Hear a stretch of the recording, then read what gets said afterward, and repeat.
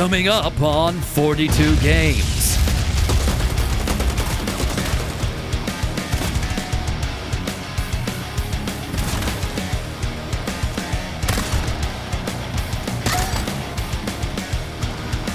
Game!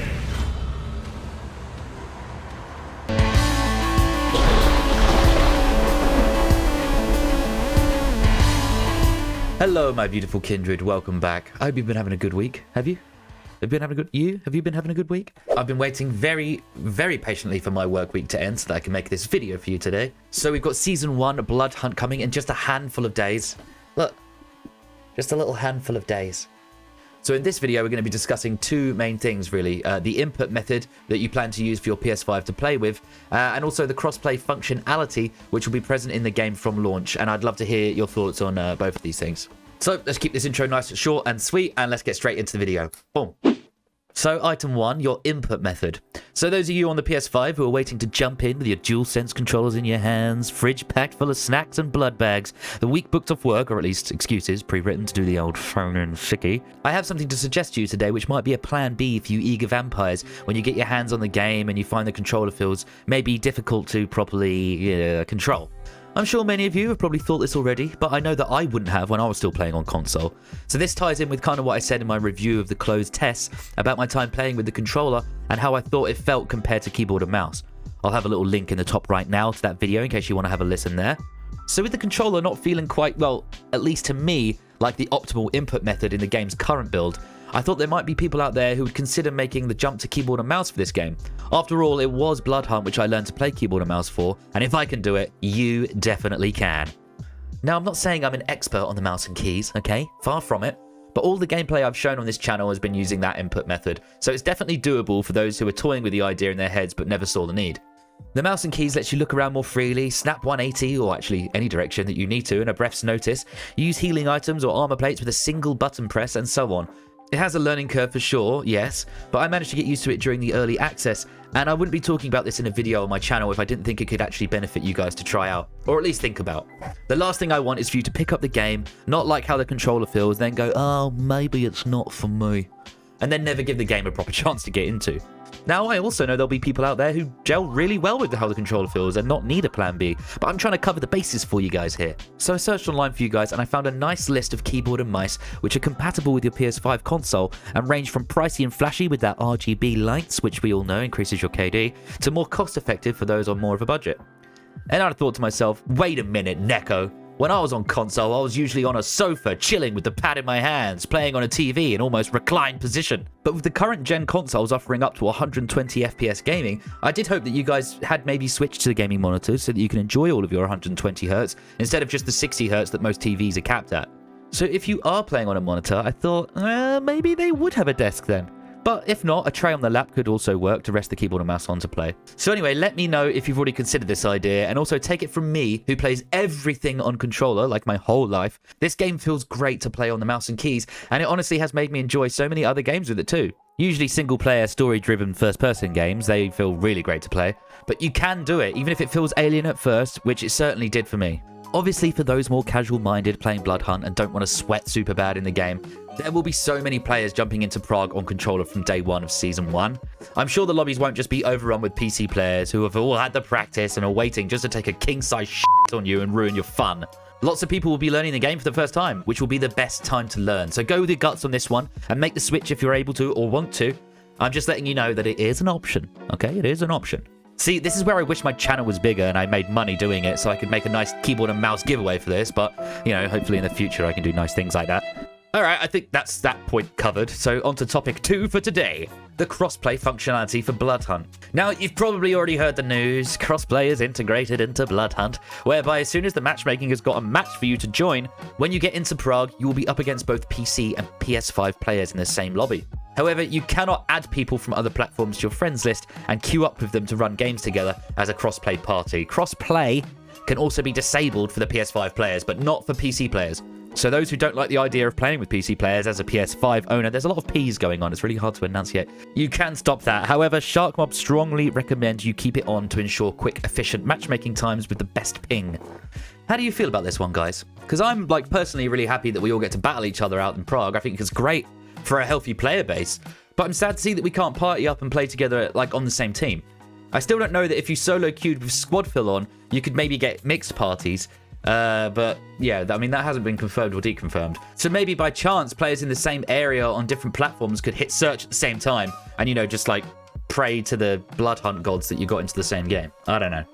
This really reminds me of a game that came out last year called Chivalry 2. It was that medieval big battle close combat game. You must have seen it. It was kind of like the hot thing for like a week.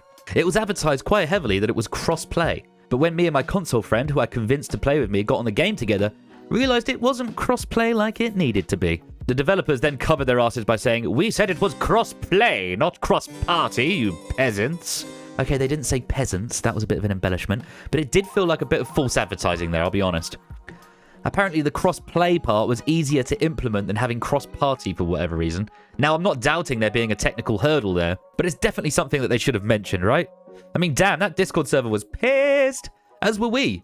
But anyway, I digress slightly here. Sharkmob have been really transparent, as usual, with the details, so at least we know what to expect going into the game, and not sitting for hours looking through menus trying to find a way to add everyone into the same lobby. So what do you think about this? Are there groups out there of friends on different platforms who are hoping to have this function available? The cross-party thing, I mean? I don't actually personally have anyone to play with on PS5, with me being on PC, but I know how it feels from the anecdote I just told you. If this is something that it is highly requested, we can put this to Sharkmob and they can shed some more light on it as to whether it's something that's doable or not. I just wanted to hear your thoughts on it, whether or not it was like, you know, a big bother or whatever. Also, guys, the footage in the background that you're seeing is a win I got with Venture Enforcer. But one of those ones where I didn't really feel like I deserved to win it. You know, it might have been like the first couple of games of the day or something, but my aim was I just felt well off and my game sense was terrible. You've probably seen it already in the clips, but there's bullets flying at me at times and I'm just like, absolutely clueless as where they're coming from, even though you can actually see them on the screen. But somehow we still managed to get a win. So yeah, that's just how Bloodhunt goes sometimes. So there we go, guys. Not too much of a long one today. I hope some of this has piqued your interest a little bit, especially with the keyboard and mouse stuff. I'd love to hear your thoughts on that. But I'm just going to let the rest of this gameplay play out now for this win. And I've got a little message at the end, so I'll see you there.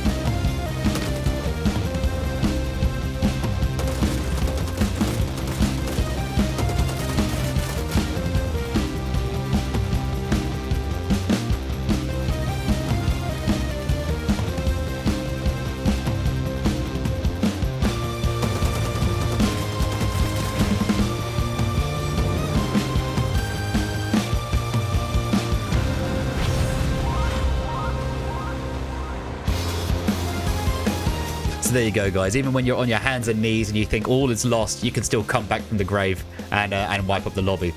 Well, kind of wipe up the lobby. I mean, we scraped that win, if anything. And thank you to those who get this far in the video. You're awesome. I appreciate you a lot.